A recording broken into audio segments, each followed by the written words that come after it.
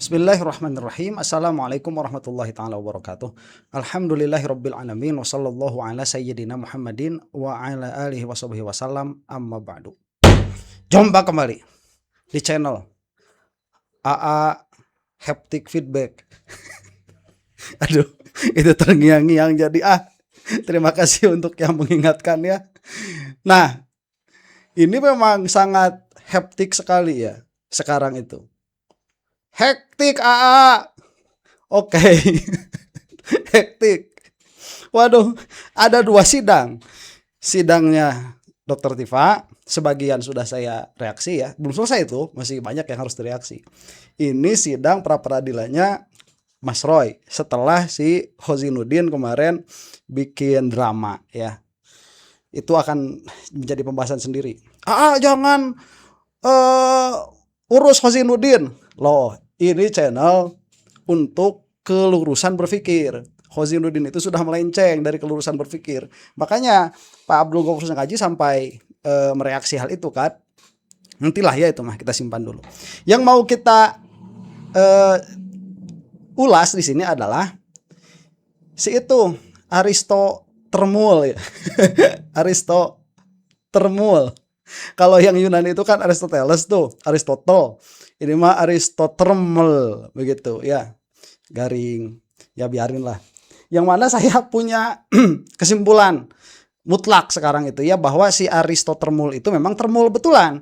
Tadinya saya kira yang bersangkutan itu adalah ahli yang memang punya pandangan lain.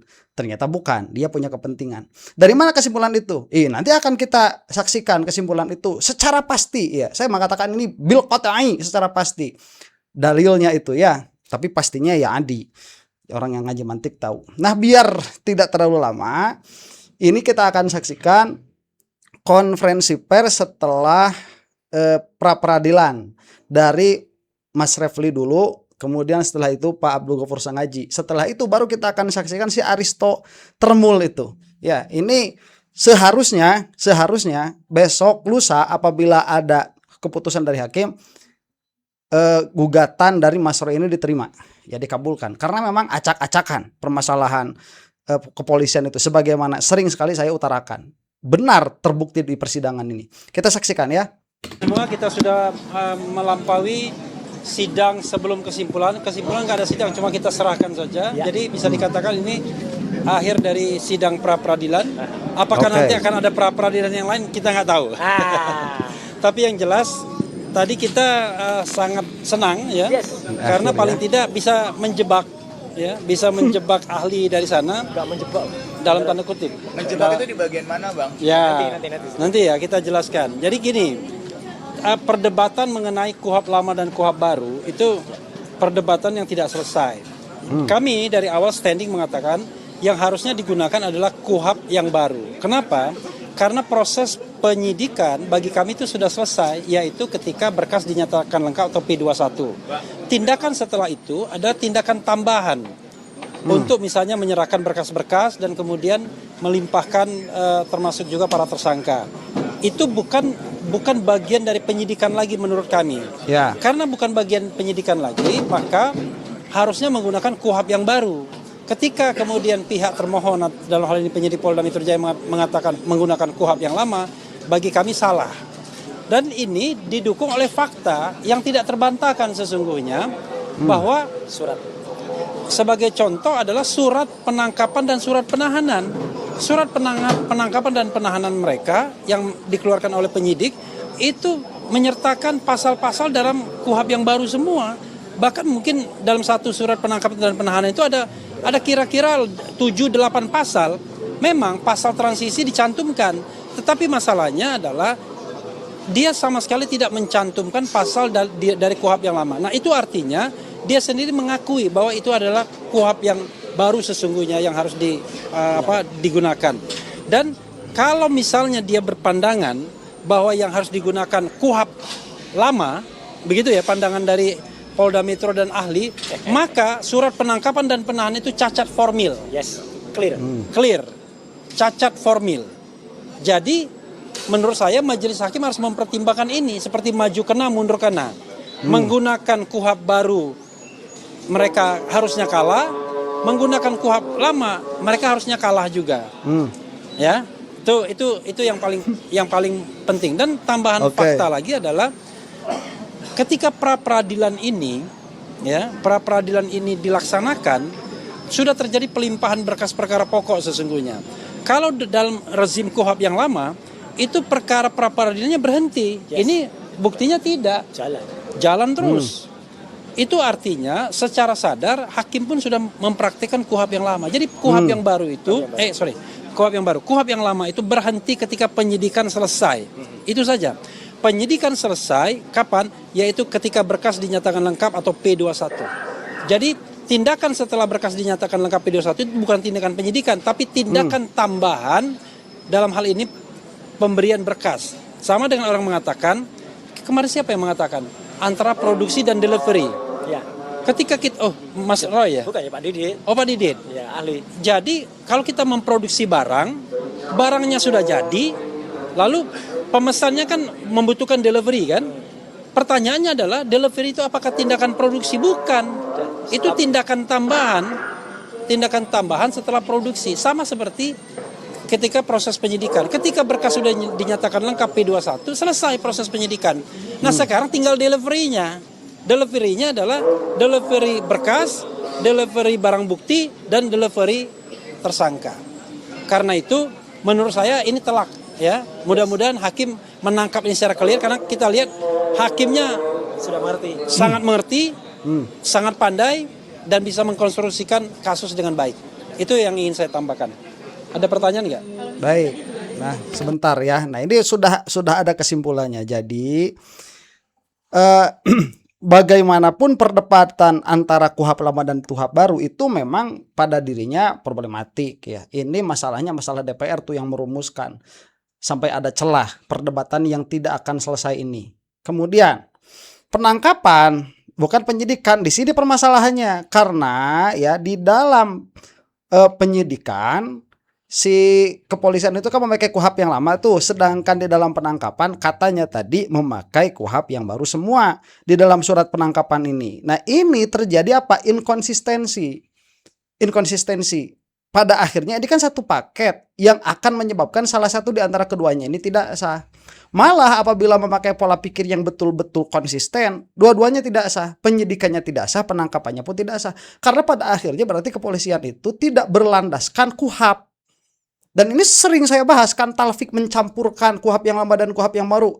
Yang mana pada akhirnya akan mengakibatkan ketidakpastian hukum terhadap tersangka. Nah, makanya memakai KUHP lama ya penangkapan itu cacat ya.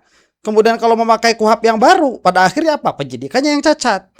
Nah, tadi juga disebutkan bahwa ini sudah bukan tahap penyidikan lagi, tapi sudah dalam tahap delivery, yaitu pelimpahan perkara.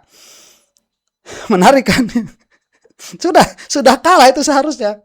Sudah kalah. Makanya tadi dikatakan oleh Mas Refli Harun ini maju kena mundur kena hakim itu kalau disahkan. Nah, dalam pengertian apabila ditolak gugatannya Mas Roy ini. Kita teruskan dulu. Debat soal ada kesalahan dan juga adanya cacat formil. Nah, itu tadi apa yang dijadikan sorotan di situ? Ya, justru itu. Jadi mereka mengatakan bahwa tindakan yang mereka akan mengatakan tindakan penyidikan mereka, tindakan penangkapan dan penahanan itu menggunakan KUHP yang lama, Undang-Undang Nomor 8 Tahun 1981. Tetapi tindakan penangkapan dan penahanan itu menggunakan KUHP yang lama, Undang-Undang Nomor 8 Tahun 1981. Tetapi di dalam suratnya sendiri mereka menggunakan KUHP baru, Undang-Undang 20 2025, dan mereka deny itu. Kalau mereka deny itu, ya kan, mereka mengatakan maksud kami adalah KUHP yang lama, maka surat itu cacat formil. Kalau kita bicara formil dan material dalam sebuah tindakan hukum, kalau dia formilnya salah, maka materialnya nggak perlu diperiksa lagi. Artinya telak ini. Artinya materialnya sudah pasti salah karena formilnya salah.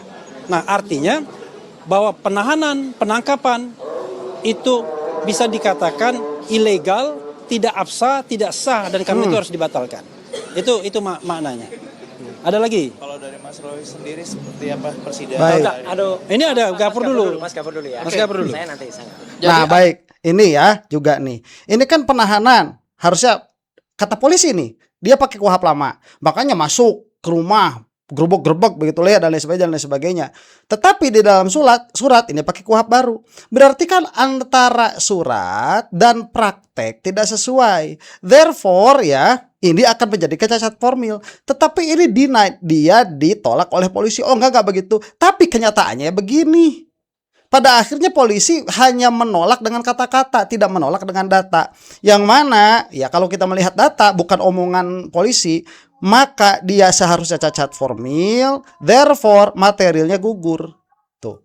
Jadi Mas Roy ini tidak langsung memperadilankan penyidikan sedari awal, tidak. Tapi ini cacat yang sangat krusial. Kita teruskan dulu nih Pak Abdul Ghafur Sangaji. Ada satu poin penting dari rangkaian Menang sudah persidangan Mas Roy hari ini harusnya. Diganti. Kalau nggak Mas termul Roy ya. izin ya. Siap, harus. Ada satu poin penting dari rangkaian persidangan hari ini, yaitu adalah pendapat ahli yang diajukan oleh Polda Metro Jaya secara tegas dan clear mengatakan bahwa surat perintah penangkapan, surat perintah penahanan itu cacat formil. Nah, Dan kalau dia cacat formil, maka berdasarkan pasal 77 KUHP lama, yaitu pra-peradilan, maupun pasal 158 KUHP yang baru terkait kewenangan pra-peradilan, baru aja. maka ketika upaya penangkapan penahanan diterbitkan dengan menggunakan surat yang cacat formil, maka disitulah kewenangan hakim tunggal pra-peradilan untuk menyatakan bahwa upaya paksa berupa penangkapan penahanan tersebut tidak sah. Karena objek pra-peradilan itu yang diuji bukan materialnya, tapi yang diuji adalah aspek formilnya. Kan Nah. sah tidaknya, bukan benar atau tidaknya. Kalau benar ya mereka merasa benar. Tapi kalau sah tidaknya, berarti itu aspeknya aspek formil. Ya, Dan itu tadi ahli objektif. mengatakan yang diajukan oleh Polda Metro Jaya bahwa surat perintah penangkapan, surat perintah penahanan itu cacat formil. Saya kira dengan ahli justru yang dihadirkan dari Polda Metro Jaya mengatakan cacat formil, berarti sebenarnya sudah kelihatan bahwa hakim akan mengabulkan permohonan pra-peradilan kami, insya Seharusnya. Allah, karena surat perintah penangkapan, surat perintah penahanan tersebut telah cacat formil, dianggap tidak sah secara hukum acara pidana. Betul. Itu aja dari saya. Bang. Ya. baik, mudah-mudahan hakimnya nggak termul. Kita teruskan dulu, Mas Roy sekarang. Oh sebentar ya, belum. Ini jelas tuh sama pendapat ahli Polda malah. Nanti sebagaimana akan kita saksikan ya si Aristotermul itu mengatakan suratnya ini apa cacat formil. Nah udah. Cuman si Aristotermul itu mungkin tidak akan melanjutkan konsekuensi berikutnya, diteruskan oleh Pak Abdul Ghafur. Konsekuensi selanjutnya apa? KUHP. Kata KUHP apa? Upaya paksa yang digugat itu tidak sah. Apabila hakim itu ikut kepada peraturan, seharusnya Mas Roy menang. Kalau ikut sama pesanan, ya lain lagi itu mau urusannya. Ya, oke. Dari saya, ya sekali lagi kita mengaturkan terima kasih yang sebesar dan puji syukur, alhamdulillah kepada Tuhan Yang Maha Kuasa Allah Subhanahu Wa Taala bahwa hari ini itu banyak kejadian yang luar biasa. Kenapa banyak? Ya, kita tahu semua seharusnya jadwal sidang itu adalah pagi hari jam 9 seperti biasa.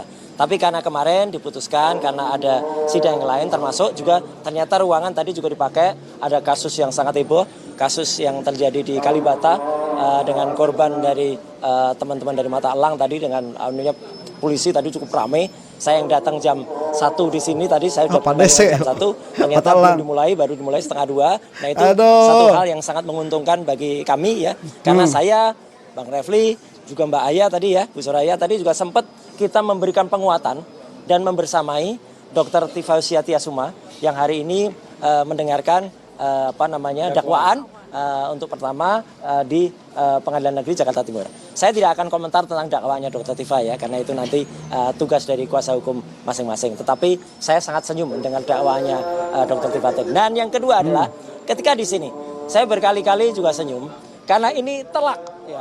Sebenarnya ini telak ya. Karena harusnya seorang ahli itu dihadirkan, tentu ahli itu tidak akan bisa 100% objektif. Pasti dia berkepentingan terhadap siapa yang mengundang. Dan ternyata ahli tadi, ya Pak Aristo Pangaribuan, itu ternyata justru sangat menguntungkan pihak kami.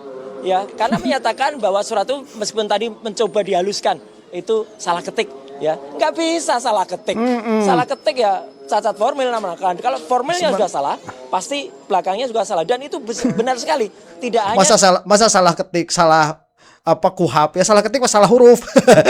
Itu Aristo itu ada-ada aja. Dan ini kalau sampai menguntungkan Roy Suryo ya, itu bukan karena si Aristo itu menguntungkan Mas Roy, bukan, karena pertanyaan yang sangat bagus dari Refli Harun. pencantuman kuhab baru di dalam surat, tapi juga ada pencantuman kalimat tentang pemeriksaan 1 kali 24 jam dan itu tidak terjadi, tidak ada. Berarti itu bisa dimasukkan juga oleh teman-teman lawyer, baik Mas Refli, Mas Gafur, Mbak Aya dan juga nanti teman tim yang lain, ada Pak Yasena juga.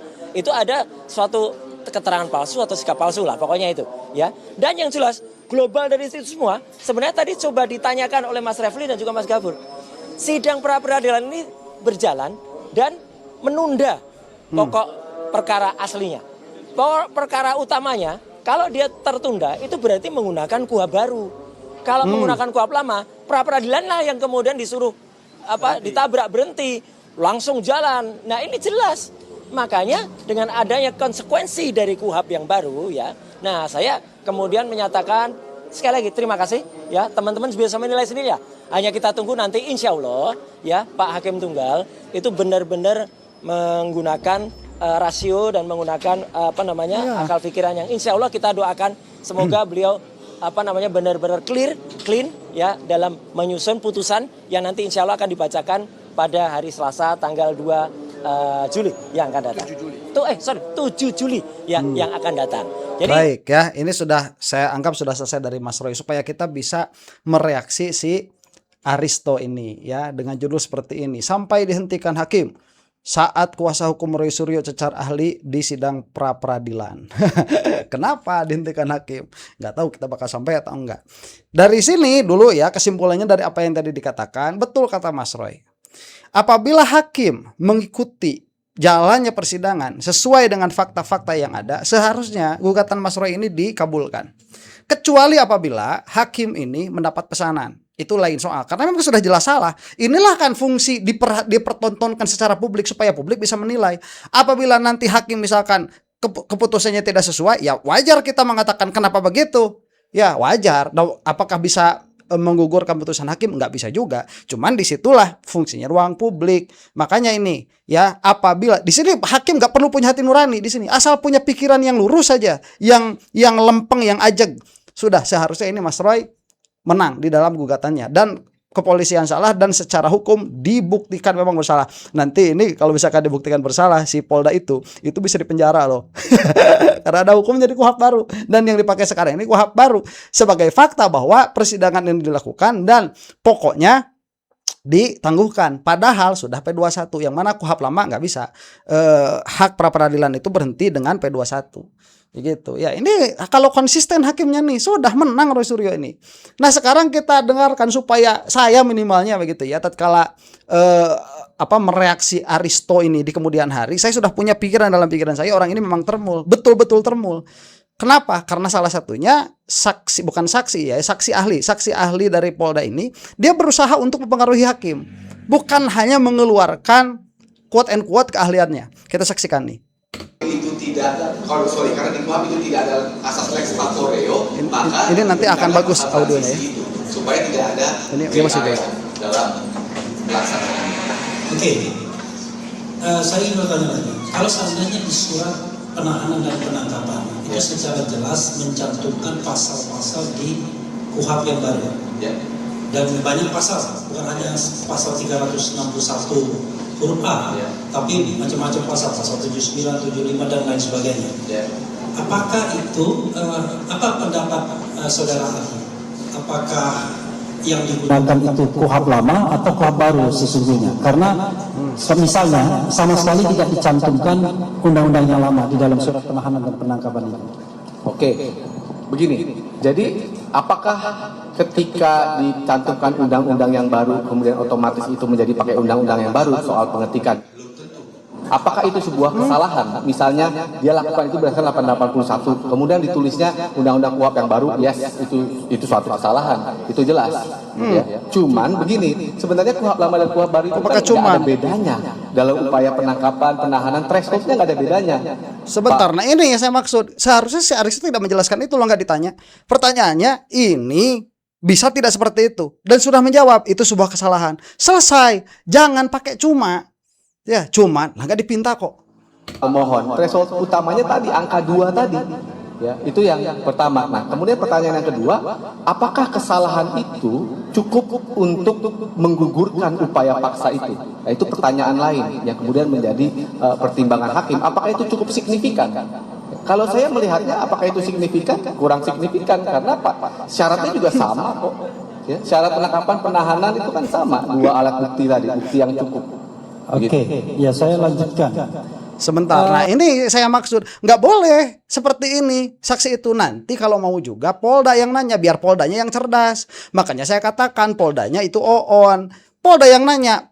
Ini kan ditanya sama siapa, sama Refli Harun. Apakah itu apa kesalahan? Iya, kesalahan. Cuman jangan pakai cuman, dia saksi kok. Nanti Polda bertanya, apakah kesalahan itu? Kata Polda nih, apakah kesalahan yang disebutkan tadi oleh Anda itu cukup signifikan untuk memutuskan hak-hak kami di dalam melakukan penangkapan? Begitu. Nah, kalau saya yang jadi hakim melihat gelagat seperti ini sudah tidak sah dijadikan saksi. Kenapa? Karena punya kepentingan. Begitu. Nggak boleh atuh. Nggak boleh. Dia meringankan, iya, tetapi kepentingan nggak boleh. Itu gimana sih Aristoteles itu? Kita kan bicara tentang juga formal dan material ya. Ketika secara formal surat penangkapan dan penahanan itu harusnya tunduk pada undang-undang yang lama 881, tapi kemudian yang dibuat ternyata pasal-pasal dalam undang-undang yang baru, apakah secara formal surat penahanan dan penangkapan itu tidak cacat yuridis? Maksudnya di dasar hukumnya. Ya. Ya, suatu kesalahan, yes. Ya, ada cacat di situ, ya. Cuman kan pertanyaannya, apakah cacat itu akan menggugurkan semuanya? Apakah signifikan Cukup itu aja. Nah, bagus begitu, betul. Jangan kemudian Cukup. menginikan. Saya cuma mengatakan apakah itu cacat yuridis atau enggak. Iya. Definisi cacat yuridis apa dulu sebenarnya? Tapi kesalahan, yes. Mestinya 81. Gitu. Ya udah, cacat formil ya udah. Oke ya. Iya, sudah selesai. Itu yang disebut cacat yuridis itu. Ya, cacat formil, selesai. Apakah itu nanti signifikan untuk mencabut itu atau tidak? Harusnya Polda yang menanyakan. Cuman si Aristo juga tahu Polda Oon nggak bakalan sampai kejar pertanyaan ke sana Polda itu.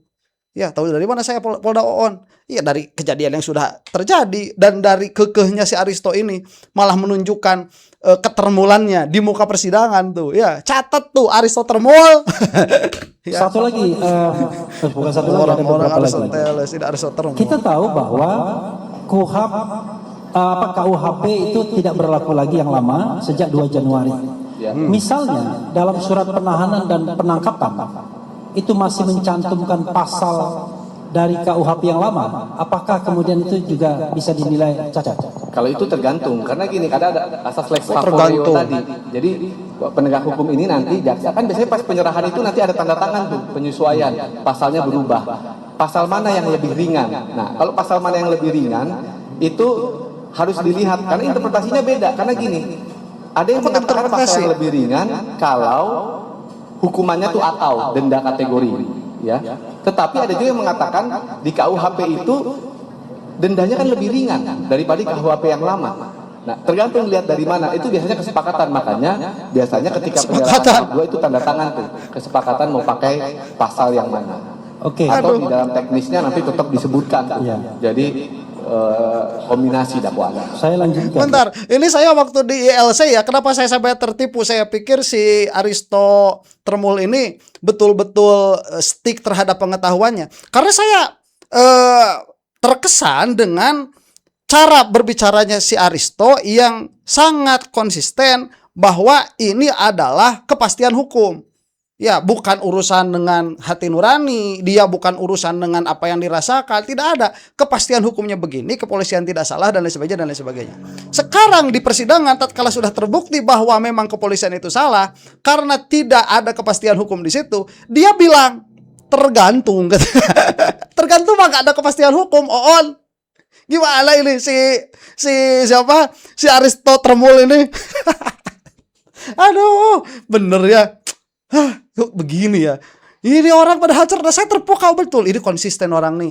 Ya, karena di kita itu kan asas kepastian hukum. Selama itu hukumnya ada, kan dikatakan ini hukum. Saya masih ingat itu perkataannya. Hukum yang ada di Indonesia itu terlalu memanjakan aparatus. Tuh. Nah, sekarang kan permasalahannya sudah terbuka di persidangan ini. Aparatusnya ini salah di dalam menyusun, katakanlah demikian ya, undang-undang untuk menangkap Mas Roy dalam hal ini. Kemudian ditanya, itu kalau begitu bagaimana? Ya tergantung. Lah kok tergantung sih? Tergantung apa, Oon? Aing mah.